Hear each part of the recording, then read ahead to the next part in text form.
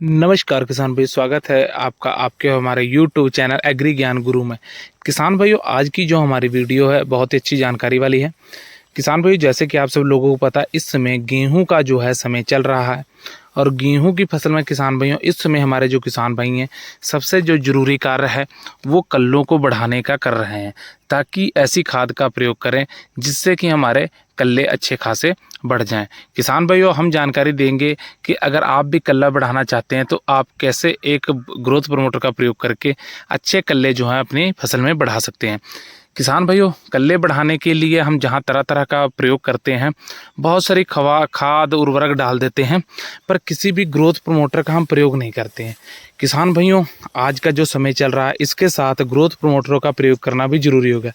कहीं ना कहीं जो ग्रोथ प्रमोटर हैं अन्य कंपनियों के बहुत सारे आते हैं, पर जो चर्चित हैं दो चार ही हैं, जैसे बायोविटा हो गया और सागरिका हो गया। इस तरह के जो चर्चित ग्रोथ प्रमोटर है, तो यहाँ पे किसी भी कंपनी का एडवर्टाइजमेंट नहीं है, ना ही किसी का स्पॉन्सर्ड वीडियो है। तो अगर आप भी कल्ले बढ़ाना चाहते हैं तो हम आपको रेकमेंड करेंगे कि आप सागरिका का प्रयोग कर सकते हैं।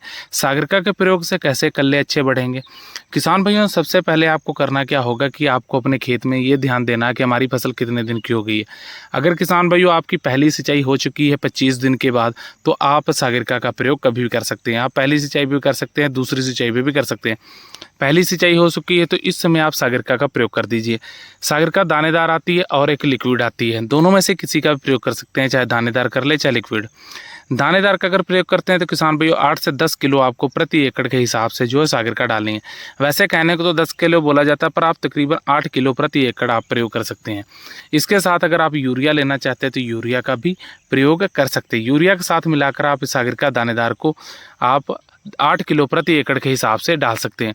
इससे क्या है किसान भाइयों, आपकी जो फसल है बहुत ही अच्छी ग्रोथ करेगी, बढ़वार होगी, क्योंकि 55 से 60 दिन तक ही ग्रोथ का समय होता है। अच्छे कल्ले निकलेंगे, बेहतर कल्लों का फुटाव होगा।